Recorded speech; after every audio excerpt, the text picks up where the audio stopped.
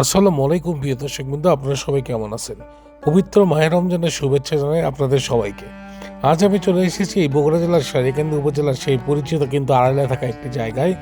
আমি মনে করি সারিকান্দি উপজেলার সবচেয়ে আন্ডাররেটেড একটি জায়গা হচ্ছে আমাদের এই হাসনাপাড়া স্পার নাম্বার 1। আপনারা যারা এই এলাকায় আসেন তারা সবাই সাধারণত হাসনাপাড়া স্পার 2তেই বেশি ভিড় করেন, কিন্তু এই স্পার 1 জায়গাটা বেশ আন্ডাররেটেড, অথচ এর গুরুত্ব অনেক। এই স্পার 1 কিন্তু অনেক সুন্দর স্পার 2 থেকেও, কিন্তু এখানকে আসার রাস্তাঘাটটা তেমন একটা খুব একটা ভালো না, তো এই জন্য লোকজন মনে হয় এদিকে খুব একটা বেশি আসে না। তো আপনারা যারা সারিকান্দি ঘুরতে আসেন, যারা স্পার 2তে যাবেন হাসনাপাড়া, স্পার 1-এ আসতে পারেন। স্পার 1 কিন্তু আমার কাছে 2 এর চেয়ে বেশি ভালো লাগছে।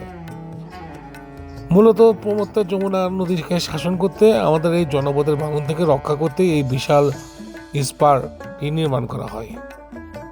কিন্তু এখানে এসে আজ মনটা সত্যিই খারাপ হয়ে গেল।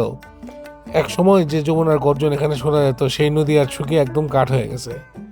এই যে দেখেছেন চারদিকে, নদী আর নাই বললেই চলে, নদী যেন একদম হারিয়েই যাচ্ছে। চারদিকে দেখুন শুধু বালুচর আর বালুচর, শুধু বালুচর।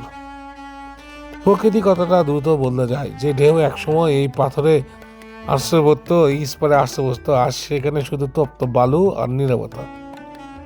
নদী শুকিয়ে যাওয়ায় এই অঞ্চলের জীববৈচিত্র্য আর মানুষের জীবনযাত্রায় যে কতটা প্রভাব পড়বে তা এখানে না এলে বোঝা সম্ভব নয়।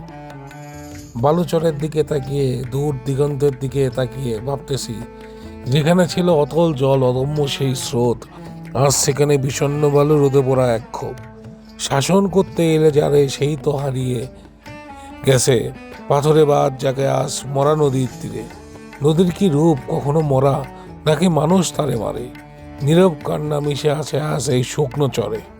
যারা এখানে ঘুরতে আসবেন একদম সহজ, এখানে বিকালবেলা আসলে সবচেয়ে বেশি ভালো লাগবে, বিশেষ করে গোধূলির সময়।